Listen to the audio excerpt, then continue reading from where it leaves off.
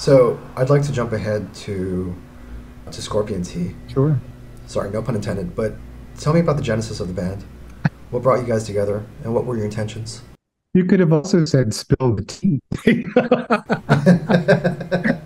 So the intentions of Scorpion Tea, I had sort of been holding on to that name for a project for a bit, as I'm sure many people have, because it's the genesis of the name itself comes from Gibby Haynes of the Butthole Surfers.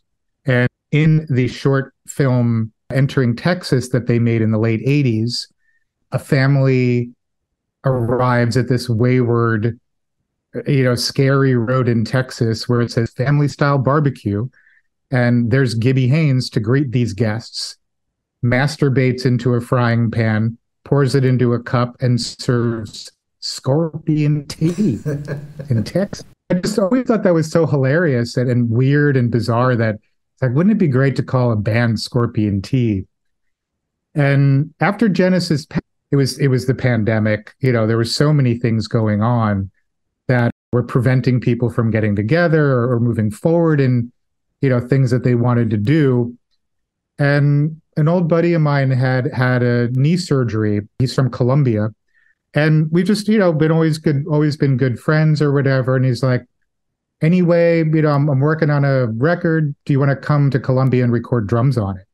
And I checked the flight prices, couldn't believe my luck that I found a round trip flight for $400. And I was like, I'm going to Colombia. And while I was there, we worked on some music. And then he played me a lot of demos that he had been working on over the years. And I said, damn, this is really what I'd like to be doing musically right now, to kind of take this and really run with it and make something that just sounds broken and like otherworldly. And he was willing to move back from Colombia to do that. And so there it began. And within a couple of months, we were in pre-production and flying out to LA to make this record. And we should say that Chris Cruz is the friend that you Yes. mentioned, So who's living in Colombia. But you described the music that he created as broken and otherworldly. because there was something about the tones and the note choices and structures that just they felt familiar but unfamiliar, because he would do things like, in lieu of having a bass guitar on these demos, he would lay down the bass with an acoustic guitar detuned. And so even though it was like pretty much in tune, there was frequencies there that just caused it to sound broken or like just unusual, not the usual fare. So while the chord progressions and they maybe seem totally normal, they had this other kind of feel to them. And so I said to Chris, I said, do you want to kind of like go further with this? It's like, I really want to record to tape. I really want to be able to manipulate these sounds, and just have like a grand gesture. And he was totally, behind me the whole way on that. And the studio we ended up working with in Los Angeles, which is run by Thomas Dolas from a band called OCs, who are doing really well at the moment. It was all about tape and it was all about outboard effects. And so we got to really kind of get in there with the grit and what we like to call kind of making things crispy around the edges. Yeah.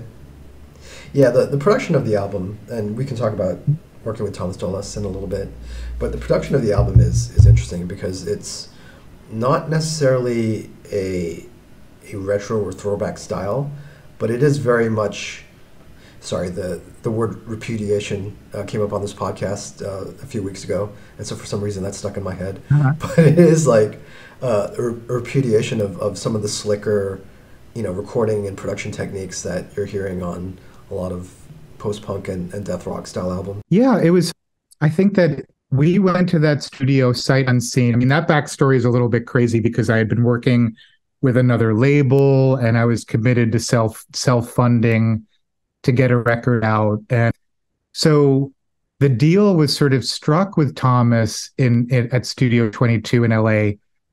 And then during that, I sort of moved away from that label and decided to go with a different label. So Thomas and I had never met before. he had only heard the demos a couple of times, so it was really sight unseen, and we had 6 or 7 days to really do it, and we just spent 14 to 16 a day in there in that studio, just experimenting, and then spent a good 2 months, over the course of 2 months mixing remotely.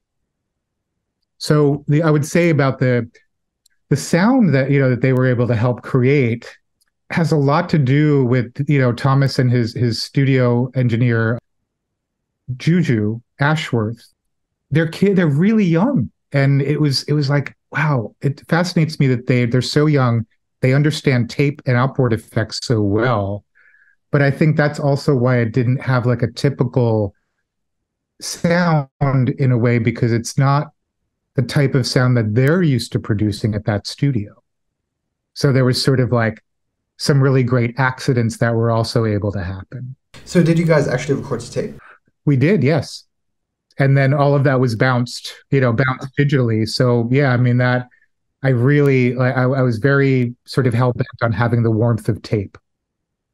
As you mentioned, this project started with you and Chris in Colombia working on music, and then Chris, I believe you said, moved back to New York so that you could continue working. Yes, and the one thing about me working with you on these songs is that it comes with it's going to come with a vocalist, and that vocalist is Anthony Diaz, who I had met a few times. We had jammed a few times together. Always liked Anthony. I was like, oh, that friend of yours, yeah, sure, that sounds great. I like his voice and everything. So it was pretty much set. Once Chris arrived in New York, we kind of rolled right into rehearsing, and it was a pretty seamless transition. So between your time in Colombia and your time rehearsing with Chris in New York, how complete were the songs? It was 4 songs that Chris had that we agreed that we were going to utilize. And I said, I really feel like we need to go to the studio with 12. So over the course of several weeks, he wrote the rest. That is the genius of him, is that he's very prolific. And when he gets inspired, you usually don't just get one song, you usually get several. So that's a great advantage to working with him. And with Anthony, you get this incredibly educated person who just has a really, really strong way with words and is able to deliver a lyric that just sticks with you, as far as I'm concerned. And so in a way, he's been amongst the most interesting lyricists I've ever worked with, because there's always something that stuns me when I read it. Gotcha. So 12 songs completed before you started working with Thomas? We had 11 songs in the bag. Okay. The 12th one was written in the studio. And that's still like unclear as to where that's going to go, because it sort of falls between a Scorpion T and an Edley ODowd track. So I'm like, not sure if it's going to go with Scorpion T or if it'll be on my next solo record. You talked about working at Studio 22 with Thomas Dolas, and you also mentioned that Thomas is having a moment. His band, the OCs, is quite popular right now. Yeah. But why was Thomas the guy to do this?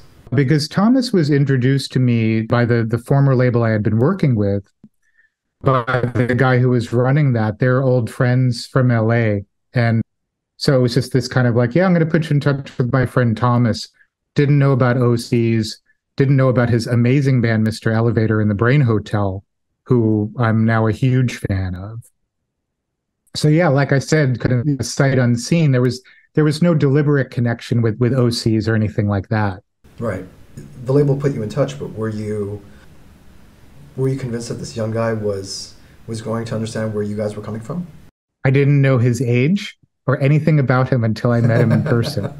Okay. We had 2 phone calls and maybe 5 emails where I uploaded demos, said this is what we want to do, et cetera, et cetera. So I realized that I was taking this enormous chance. I mean, not only was I funding it, but I was also, like paying for my band to get on the plane and go. And I was just kind of like, holy crap, I hope this doesn't be like really bomb on me, like it doesn't turn out bad or something. And it went quite the opposite. Right. We spoke a little bit about the the process of recording the album. Would you describe the sound as consciously retro, given that you were recording to tape? Well, I guess if we're talking, I mean, are we talking about sound, like the overall feel of it, or are we talking about the sound itself, like the Scorpion T sound? Well, let's take that in two parts. Would you say that Scorpion T's music is a throwback to maybe an older style? I think that there's elements of older style, but like I said before about pop will eat itself, right? That the idea of taking these older styles, assume and regurgitating in new ways. So, it's not, it doesn't go over my head that there's things on this record that sound a lot like Christian Death, but those are moments rather than, something that I don't feel that we're aping anybody. Right. We're sort of taking the things that we love and kind of putting them in a blender. Because you'll also find on the record too, there's stuff that brought from Latin America. There's reggaeton influences and but just in little glimpses rather than kind of like laden with them.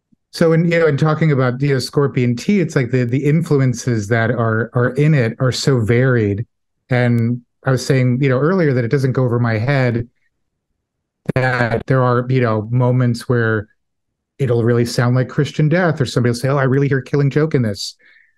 Sometimes it's deliberate, and a lot of times it's not, because what ends up happening, or what I felt has happened with me being the age that I am, having lived all this goth and post-punk the first time, I'm really coming from that place. And Chris and Anthony are significantly younger, and they're kind of coming from a different place where they didn't grow up with the same music that I did. And so the combination becomes then what I consider to be something kind of unique, because it's not driven by one thing. Now, as far as the production of the album, we spoke about recording to tape, which is almost obsolete now in terms of recording. Would you say that the sound of the album is a throwback in any regard? No, I think that the idea of using tape was really more about being able to create an atmosphere, and not that it would necessarily be vintage, but my ears are sort of attuned a little bit to the sharpness of digital and how grating it can be. And I feel with tape, there's a lot more air, and it kind of creates a space that you can walk through. And I feel like that was also very integral for Anthony and his lyrics, because there's storytelling and there's different voices being used, and having the warmth of tape and this ability to create an atmosphere, I felt really benefited him in his delivery.